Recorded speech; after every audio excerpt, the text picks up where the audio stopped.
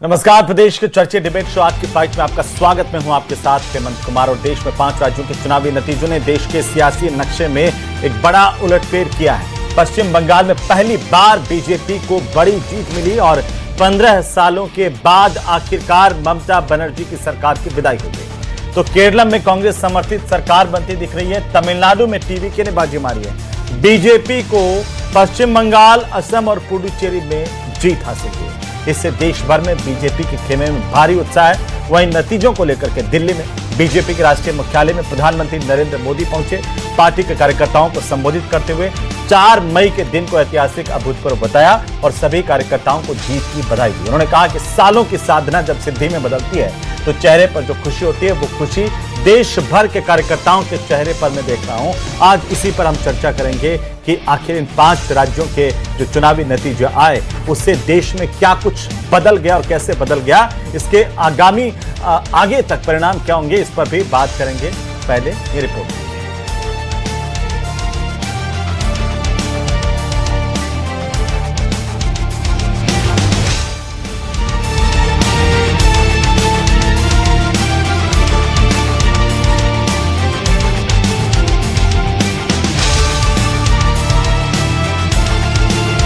में कांग्रेस पर विपक्षियों पर जमकर प्रहार किए। कहा कि कांग्रेस राजनीति को जोड़ने की नहीं तोड़ने की बात करती है। और साथ ही साथ प्रधानमंत्री नरेंद्र मोदी ने कहा कि अब बंगाल की जो जनता है उसके लिए विकास की योजनाओं की शुरुआत हो गई है और बदलाव हुआ है, भय नहीं, भविष्य की बात हो। प्रधानमंत्री नरेंद्र मोदी ने अपने संबोधन में तमाम चीजें कही। उन्होंने कहा कि हिंसा मुक्त बंगाल हम सबको मिलकर के बनाना है। आखिरकार ये जनादेश क्या संदेश लेकर के आया, इस पर हम बात करेंगे। हमारे साथ खास मेहमान जुड़ चुके हैं। मैं परिचय करवा दूं हमारे मेहमानों का आपके साथ। और हमारे साथ सुरेश गर्ग हैं, भारतीय जनता पार्टी के प्रवक्ता। डॉक्टर सीबी यादव हमारे साथ हैं, कांग्रेस पार्टी के प्रवक्ता। एसपी मित्तल हमारे साथ हैं, राजनीतिक विश्लेषक के तौर पर। और डॉक्टर मिथिलेश जैमिनी हमारे साथ हैं, वरिष्ठ पत्रकार के तौर पर। सबका स्वागत, सबका अभिनंदन। और सबसे पहले तो गर्ग साहब, आपको बधाई। पहली बार पश्चिम बंगाल में भी अब बीजेपी की सरकार और कुल मिलाकर के 22 राज्य देश के जहां पर बीजेपी एनडीए की सरकार हो जाएगी। लेफ्ट की विदाई हो गई, ममता बनर्जी की सरकार की 15 साल बाद आखिरकार विदाई हो गई। कितना बदलाव और इसे कैसे देख रहे हैं आप? हेमंत भाई, आपको भी बहुत बहुत शुभकामनाएं। बंगाल भारतीय जनता पार्टी जीत के आई है। आज टीएमसी का सफाया होगा, डीएमके का सफाया होगा और लेफ्ट का सफाया होगा। आज टीएमसी, लेफ्ट, डीएमके सभी का सफाया हो गया। और जनता ने जो आशीर्वाद भारतीय जनता पार्टी को दिया है वो कोटि कोटि धन्यवाद। जिस तरीके से बंगाल के अंदर 15 साल तक अत्याचार था, उस अत्याचार को आज खत्म हो चुका है। अब सुशासन का समय आ चुका है कि भारतीय जनता पार्टी की सरकार वहां पे सुशासन देगी। सबसे पहले आज नरेंद्र मोदी जी ने खुद ने बोला है कि पहली कैबिनेट के अंदर आयुष्मान भारत योजना बंगाल में लागू होगी। जो केंद्र सरकार की योजना है वो सब योजनाएं बंगाल के अंदर लागू होगी। आज बंगाल, आसाम और पांडुचेरी, उनमें हमें को जनता ने आशीर्वाद दिया है।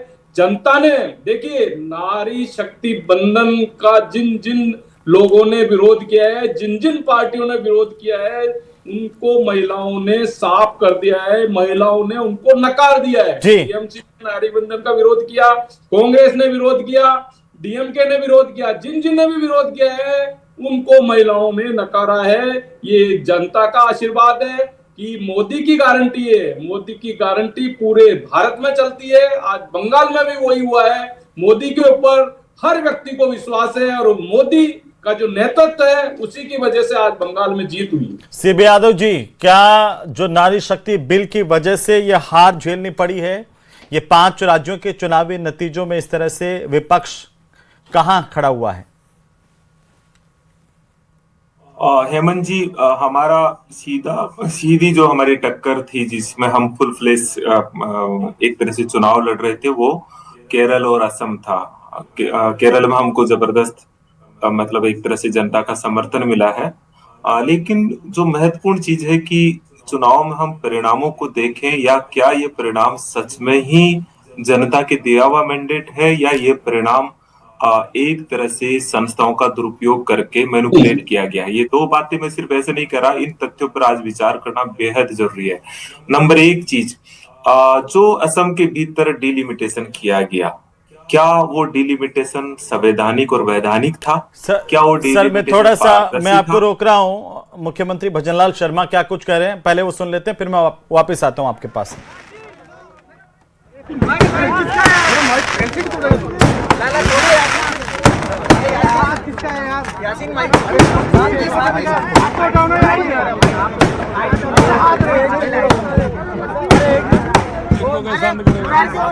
श्री नरेंद्र मोदी जिंदाबाद जिंदाबाद जिंदाबाद, भजनलाल शर्मा जिंदाबाद जिंदाबाद जिंदाबाद, मदन राठौर जिंदाबाद जिंदाबाद जिंदाबाद, भारतीय जनता पार्टी जिंदाबाद जिंदाबाद जिंदाबाद, भजनलाल शर्मा जिंदाबाद जिंदाबाद जिंदाबाद, भजनलाल भजनलाल राजस्थान का एक लाल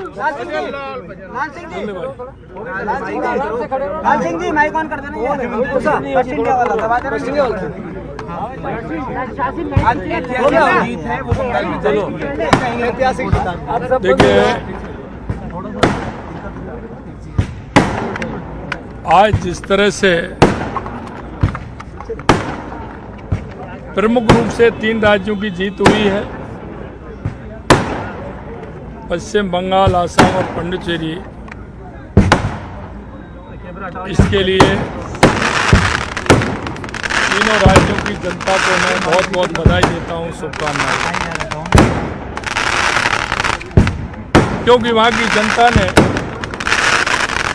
देश के यशस्वी प्रधानमंत्री नरेंद्र मोदी जी की नीतियों पर और उनके काम पर भरोसा किया है, क्योंकि वो जानते हैं कि इस देश में अगर विकास कर सकते हैं तो हमारे देश के यशस्वी प्रधानमंत्री नरेंद्र मोदी जी कर सकते हैं। आप देख रहे हैं बंगाल में जिस तरह से भ्रष्टाचार, तुष्टीकरण, घुसपैठिए, आए दिन हत्याएं, उन सभी का जवाब वहां की जनता ने दिया है और उन्होंने देश के यशस्वी प्रधानमंत्री नरेंद्र मोदी जी पर भरोसा किया। आप देख सकते हैं लगातार कांग्रेस और कांग्रेस से जुड़े ईडी गठबंधन के लोग, उन्होंने नारी शक्ति बंधन अधिनियम को भी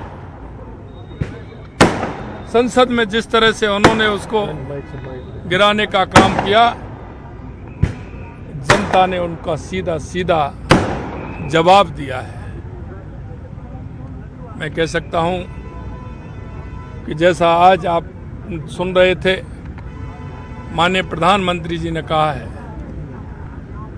कि ये भरोसा भारतीय जनता पार्टी के कार्यकर्ताओं पर किया है, देश के यशस्वी प्रधानमंत्री नरेंद्र मोदी जी पर किया है, क्योंकि हमेशा हम विकास की राजनीति करते हैं। और लगातार आप देख रहे हैं 2014 के बाद देश के अंदर गरीब कल्याण की योजनाएं हो, चाहे विकास हो, या नक्सलवाद, आतंकवाद का खात्मा हो, या दुनिया में बढ़ता हुआ भारत का गौरव हो, माननीय प्रधानमंत्री जी के नेतृत्व में लगातार चल रहा है।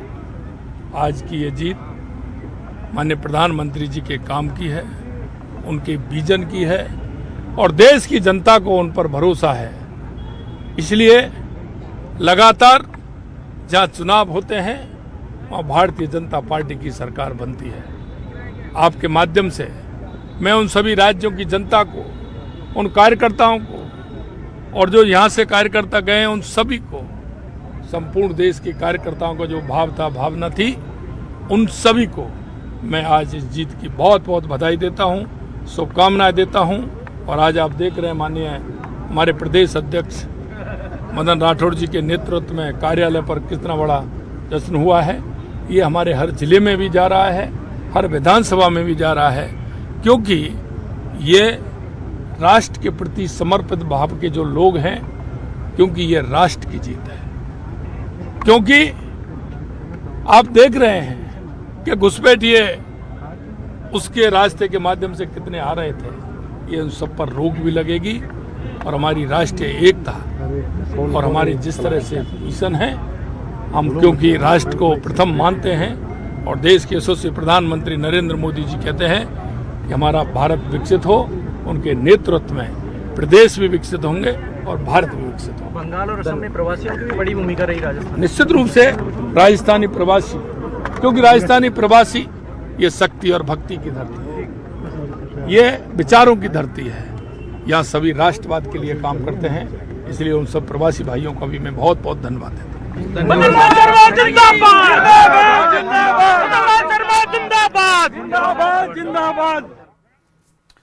तो मुख्यमंत्री भजनलाल शर्मा को आप सुन रहे थे। सीबी यादव साहब, पूरा कर लीजिए। आप कह रहे थे कि ये संस्थाओं के दुरुपयोग से नतीजे प्रभावित किए गए, तो 10 साल बाद केरलम में कांग्रेस की वापसी हुई है, तो वहां पर फेर चुनाव हुए, वहां पर संस्थाओं का दुरुपयोग नहीं हुआ, बाकी चारों जगहों पर हो गया। सवाल का बिल्कुल जवाब दूंगा जी। केरला और तमिलनाडु जो दक्षिण के जो अंतिम छोर के राज्य हैं, वहां जो चेतना का स्तर, शिक्षा का स्तर, वैज्ञानिक सोच, जिस तरह का वहां का समाज में पेरियार और अंबेडकर की सामाजिक न्याय की स्वीकारोक्ति है, उस जगह बीजेपी की एंट्री भी नहीं होती है। इसलिए वहां पे बीजेपी ध्यान भी नहीं देती है, छूती भी नहीं है। इसलिए दुरुपयोग करके क्या दुरुपयोग वहां करेगी जहां वो विकल्प के तौर पर उभरने की संभावना हो। इसलिए वहां 2 स्टेट में ये देखा भी नहीं है। थोड़ा सा जुडिशरी को प्रभावित करके तमिलनाडु में जरूर कोशिश की थी, लेकिन फिर बाद में समझ गई है जो इनका टारगेट था असम और पश्चिम बंगाल, वहां पे संस्थाओं का दुरुपयोग ही नहीं, नंगा नाच देखा गया है। आप देखिए, डिलिमिटेशन की कोई जरूरत नहीं है। डिलिमिटेशन संविधान की प्रक्रियाओं के तहत होता है। इलेक्शन कमीशन ने डिलिमिटेशन कर दिया, और जो डिलिमिटेशन किया वो बीजेपी ने किया है, इस तरह से कि कैसे एक मुस्लिम आबादी वाले को एक जगह रखा जाएगा, इतना डिफरेंस की 60,000 से लेकर 4 लाख तक का डिफरेंस, इस तरह से डिलिमिटेशन के माध्यम से चुनाव जीता गया। जहां तक पश्चिम बंगाल की बात है, पश्चिम बंगाल, मुझे ऐसा जो पश्चिम बंगाल का पूरा चुनाव संस्थाओं का दुरुपयोग है, पूरा का पूरा दुरुपयोग है। इलेक्शन कमीशन और संस्थाओं के माध्यम से चुनाव जीता गया है।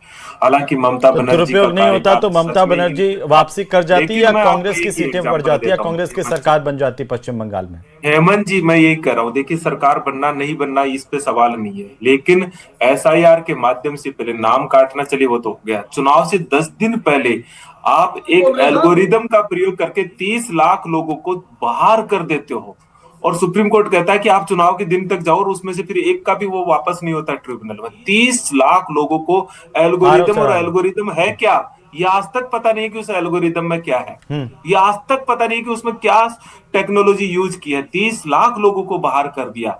और जिस तरह से ईडी जैसे, ये तो एक परंपरा बन गई है कि अब उसको बुरा ही नहीं लगता है कि किस तरह से उसका दुरुपयोग हो रहा है, लेकिन जिस तरह से CRPF की तैनाती हुई वहां पे, वो भी मतलब बहुत बेहद मतलब गर्ग साहब जवाब देना चाह रहे हैं उसका। मुझे लगता है कि लोकतंत्र कायम रहना चाहिए, परिणाम चाहे जो चाहे, लेकिन आप कि परिणामों से आप लोकतंत्र को डिफाइन कर देंगे, ऐसा नहीं हो सकता। चुनाव आयोग पे प्रश्न चिन्ह कर रहे हैं, EVM पे प्रश्न चिन्ह कर रहे हैं, और न्यायपालिका पे प्रश्न चिन्ह कर रहे हैं। आप देखिए हेमंत भाई, क्या स्थिति हो गई है, अपनी हार स्वीकार नहीं कर रहे, इनकी विफलता नहीं स्वीकार करते हैं कि राहुल गांधी की चुनाव प्रचार के टाइम पे निकोबार के अंदर मौज मस्ती कर रहे थे, वो चीज नहीं बता रहे कि चुनाव प्रचार के दौरान में निकोबार में राहुल गांधी। ठीक है सर, मैं आ जाता हूँ, वापिस आ जाऊंगा। मित्तल साहब, कैसे देखा जाए इन 5 राज्यों के नतीजों को? हेमंत, देखिए, सबसे पहले जो कांग्रेस के प्रवक्ता सीबी यादव साहब, उनको क्या नाम से राहुल गांधी का बयान जरूर सुनना चाहिए जो उन्होंने चुनाव प्रचार के दौरान कहा। पश्चिम बंगाल के संदर्भ में राहुल गांधी ने ये कहा कि ममता बनर्जी के राज के अंदर पूरी इंडस्ट्री बंद हो गई, पूरी इंडस्ट्री नष्ट हो गई, और अब भारतीय जनता पार्टी को सरकार बनाने का अवसर TMC दे रही है, ममता बनर्जी दे रही है। उन्होंने कहा कि ममता बनर्जी ने बीजेपी के लिए पश्चिम बंगाल में रास्ते खोल दिए। हाँ, ये क्या नाम से राहुल गांधी जी का बयान था। अब सीबी यादव साहब कौन सा तर्क निकाल के लाए ये जाने, लेकिन मैं अभी ये कहना चाहता हूँ कि आज अभी PM मोदी ने जो भाषण दिया है उसको आ जाऊंगा सर, एक बार पूरा कर दीजिए। जी मित्तल साहब, पूरा कर लीजिए। हाँ, मैं कह रहा हूँ कि उसको जो आप PM मोदी ने आज जो भाषण दिया अहमद, उसको समझने की बहुत जरूरत है। उन्होंने कहा कि 2014 के अंदर जब मैं बनारस में चुनाव लड़ने गया, तब मैंने कहा था कि माँ गंगा ने मुझे बुलाया। आप देखिए, उन्होंने उस माँ गंगा को लेकर उत्तराखंड से लेकर और गंगा सागर तक पश्चिम बंगाल आज जो चुनाव परिणाम है वहां तक उसको जोड़ने की कोशिश की, और आज जो है उत्तराखंड से लेकर पश्चिम बंगाल तक भारतीय जनता पार्टी का परचम फैला हुआ है। मैं ये कह रहा हूं कि भारतीय जनता पार्टी अपने नजरिए से रणनीति के तहत चुनाव लड़ती है और कांग्रेस नहीं लड़ती। उसका क्या नाम से हमारे सामने मोटा मोटा उदाहरण तमिलनाडु के परिणाम बताते हैं कि क्या नाम से डीएमके के गठबंधन को जिसमें कांग्रेस शामिल है किस तरीके से सत्ता से बाहर कर दिया गया, और टीवी के जो पार्टी अभी अभी जिसका गठन हुआ है वो 100 सीट से ज्यादा क्या नाम से माने जाते। तो ये भारतीय जनता पार्टी को समझना पड़ेगा कि चुनाव की रणनीति क्या होती है और कैसे क्या नाम से चुनाव लड़ा जाता है। लेकिन ये कह देना कि सब संस्थाओं का दुरुपयोग हो रहा है, पहली बार हेमंत अवसर है जब पश्चिम बंगाल में बिना हिंसा के चुनाव हुआ है। 93% की पोलिंग बिना हिंसा के होना, क्या ये निष्पक्ष चुनाव नहीं है? आपको चुनाव आयोग को और सुप्रीम कोर्ट को इस बात की बधाई दी जानी चाहिए, इस बात की शाबाशी दी जानी चाहिए कि उन्होंने क्या नाम से बिना भय के पश्चिम बंगाल में चुनाव करवाए। नहीं, हिंसा तो कई जगह से खबरें आई, शुभेंदु अधिकारी पर हमले की आई, अभी ममता बनर्जी की पार्टी कह रही कि उनके वहां पर तोड़फोड़ कर दी गई। इस तरह की चिटपुट हिंसा तो हुई, लेकिन हाँ कोई बड़ी हिंसा, आप ठीक करें मित्र साहब, बड़ी हिंसा नहीं हुई। मैं आ रहा हूं सर, मित्र साहब का एक कमेंट हो जाए। मित्र साहब, ये झालमुड़ी का कमाल है, प्रधानमंत्री नरेंद्र मोदी का कमाल है, या फिर पोलराइजेशन का कमाल है क्या, या पश्चिम बंगाल में एंटी इनकम्बेंसी ममता बनर्जी के खिलाफ इतनी ज्यादा हो गई 15 साल में कि सब कुछ परिवर्तित हो गया, क्या है? देखिए, जानबूझ खाकर प्रधानमंत्री जी ने वहां के जैमिनी साहब जी, देखिए जानबूझ सर मैं आ रहा हूं जैमिनी साहब की टिप्पणी हो जाए सर, एक छोटी सी जी। जैमिनी साहब, देखिए गंगोत्री से गंगा सागर तक जो यात्रा तय की है जी, उस यात्रा के पीछे सबसे बड़ी बात है कि कांग्रेस का सिस्टम फेल्योर है। आज केरल में ये जीते हैं, क्या जश्न मनाने के लिए राहुल गांधी देश में भी है? क्या किसी राजस्थान के कांग्रेसी ने ये कहा कि 7 साल में पहली बार 10 साल बाद केरल में वापसी हुई? नहीं, केरल में 7 साल में बाद एक सीनियर ऑब्जर्वर राजस्थान से गया, सचिन पायलट, उसने 60-65 मीटिंगें की, 14 में से 10 जिलों में वो पहुंचा। क्या किसी कांग्रेसी ने ट्वीट करके बधाई दी क्या अशोक गहलोत ने? ये कांग्रेस को देखना होगा। कांग्रेस को ये देखना होगा कि असम में वहां के जो प्रभारी हैं अमर जितेंद्र सिंह और गौरव गोगोई 7-7 दिन बात नहीं करते हैं और बात करते हैं। और दूसरा, मणिशंकर अय्यर का रूप ले लेते हैं पवन खेड़ा, जो एक मुख्यमंत्री की पत्नी पर 3 झूठे पासपोर्ट होने का आरोप लगाते हैं। और किस तरीके से नरेंद्र मोदी, जिनकी पब्लिक प्रॉक्सिमिटी, जनता से सरोकार कैसे क्रिएट किया जाता है, इस आदमी से बेहतर कोई नहीं जानते। इनके खड़गे साहब को क्या किया जाता है? सीट दे देते हैं। आज देखा आपने प्रधानमंत्री नरेंद्र मोदी को, जब उनको माला पहनाने के लिए नितिन नवीन पहुंचे तो उस माला को नितिन नवीन जी के गले में पहना दी। ये होता पार्टी के प्रति सम्मान, ये होता पार्टी के प्रति निष्ठा। तो जो सबसे बड़ी इंपॉर्टेंट चीज है कि कांग्रेस को कमियां निकालने के बजाय आत्ममंथन का दौर शुरू करना चाहिए। ये ठीक है कि आपने पश्चिम बंगाल में बीजेपी की मदद की, आपने सब जगह कैंडिडेट खड़े करे 293-94 सीटों पर, तो ये कहीं न कहीं, और जिस तरीके से राहुल गांधी ने अपरोक्ष रूप से ममता को हराने का, क्योंकि उनका स्वार्थ सिद्ध हो रहा था, स्वार्थ लाग करई सब प्रीति देव धनुज मनुज ये रीति, उनका स्वार्थ सिद्ध हो रहा था कि कहीं जो इंडी गठबंधन में मुझसे भारी दीदी नहीं हो जाए, क्योंकि अगर चौथी बार जीतती तो राहुल गांधी का टिकट कट सकता था।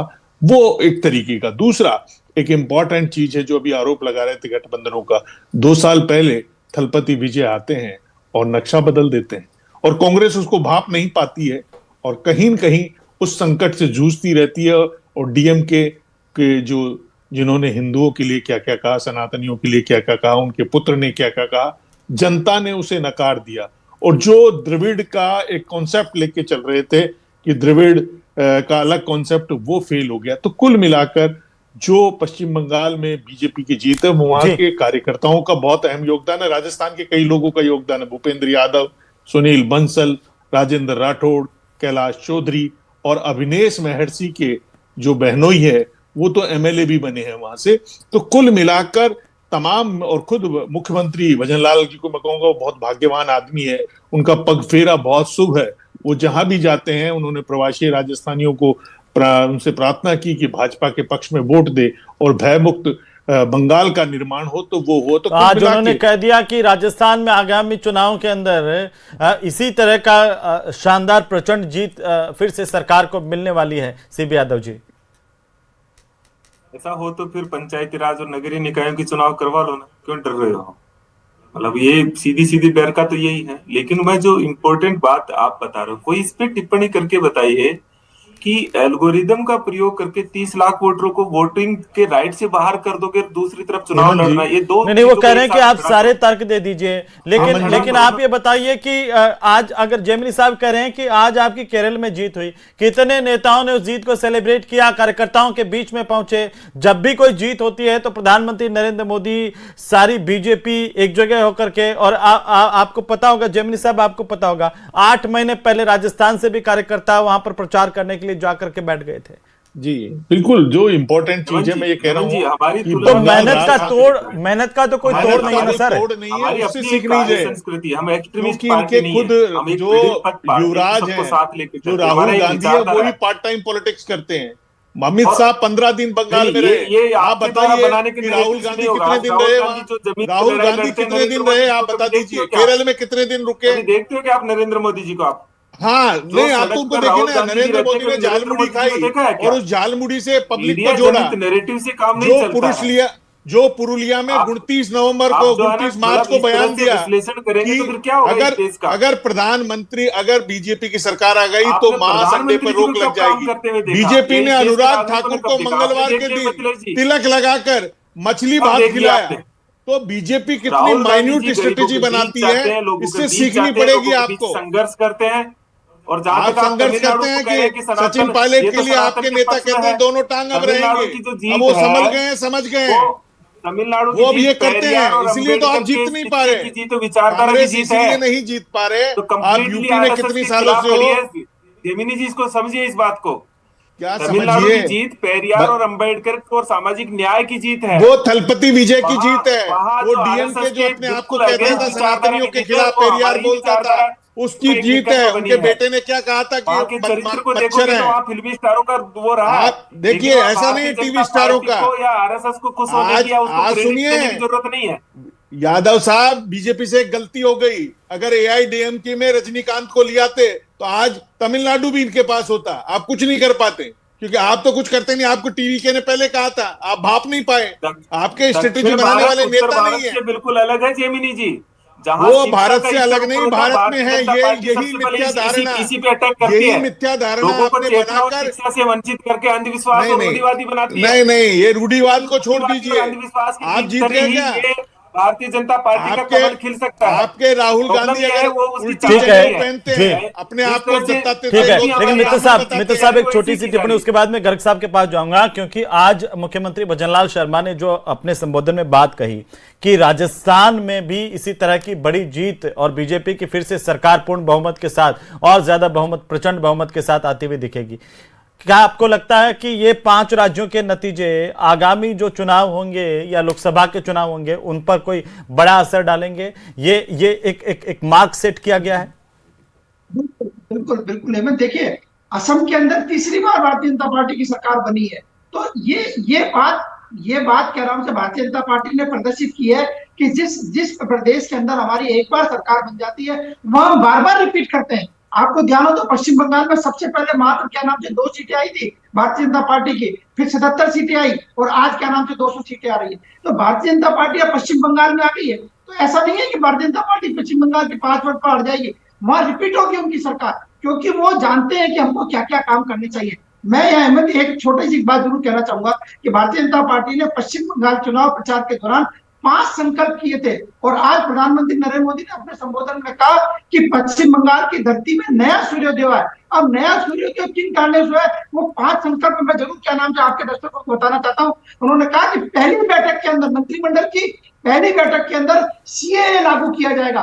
आप देखिए कितनी दुर्भाग्यपूर्ण बात रही पश्चिम बंगाल की। सीबी यादव साहब अभी बात कर रहे हैं, जो बांग्लादेश से हिंदू प्रताड़ित आ रहा है उसको तो आप मान्यता नहीं दे रहे, और घुसपैठी आ रहे हैं उनको क्या नाम से वो नागरिकता के सारे अधिकार दे रहे हैं जो वहां जरूरी है। उसके बाद उन्होंने कहा कि 45 दिन के अंदर अंदर 7वां वेतन आयोग की सुविधा पश्चिम बंगाल के कर्मचारियों को दे दी जाएगी। कितनी बड़ा निर्णय होगा, आप अंदाजा लगाओ। करीब 1.5 लाख करोड़ रुपए क्या नाम से वहां पे कर्मचारियों को बांटना होगा। जी। इसके साथ ही उन्होंने कहा कि ये जो आयुष्मान भारत की योजना है, आप देखिए ममता राजस्थान बनर्जी ने में दिला दो ना। आयुष्मान भारत ठीक है, वहाँ ठीक है, एक लागू छोटी नहीं सी होने टिप्पणी दी। में गर्ग साहब की ले लूं, उसके बाद खत्म करेंगे। जी गर्ग साहब, ये देखिए- आरोप लगा रहे हैं कि आपने संस्थाओं का दुरुपयोग किया। देखिए, ये तो कांग्रेस की फितरत में है, ये अपनी हार स्वीकार नहीं करेंगे, इनकी कमजोरी को ये स्वीकार करने की कोशिश नहीं करेंगे। इनको ये पता नहीं है राहुल गांधी जी कहाँ हैं, क्यों नहीं प्रचार करने जाते हैं। तो गर्ग साहब, ये- इतनी बड़ी जीत कैसे हो जाती है? हरियाणा में वो खाते हैं, जलेबी खाते हैं, हमारे कार्यकर्ताओं उधर की मेहनत है। बिहार में जाकर के चोखा खा लेते हैं, और उसके बाद में अगर राजस्थान के चुनाव, तो फिर तो दाल बाटी में ही पूरा काम हो जाएगा। देखिए हेमंत भाई, हेमंत ये जी, समझने मैं एक की चीज- बात है। एक चीज और जलेबी पूछ फैक्ट्री में लीजिए, बनती ये है, सारी हलवाई की चीजें दुकान हैं पे तो बनती है, ये राजस्थान में समझने की बात है। सारा राहुल साथ गांधी में जलेबी मिलकर फैक्ट्री में आयो। बनाते हैं, लेकिन हम क्या- चलिए, बहुत शुक्रिया चर्चा में शामिल होने के लिए। कुल मिलाकर के एक बड़ी जीत है, और इस देश के लिए बड़ा संकेत भी है कि किस तरीके से भारतीय जनता पार्टी जमीन पर काम करती है, और उसके बाद नतीजे जो है वो इस तरह के सामने आते हैं। जनता की जीत इसे बताया है प्रधानमंत्री नरेंद्र मोदी ने। उम्मीद की जाए कि जो घोषणाएं हुई और बंगाल की जनता को भी फायदा हो, और साथ ही साथ जहां जहां पर भी चुनाव हुए हैं वहां जो वादे किए गए हैं वो धरातल पर उतरे।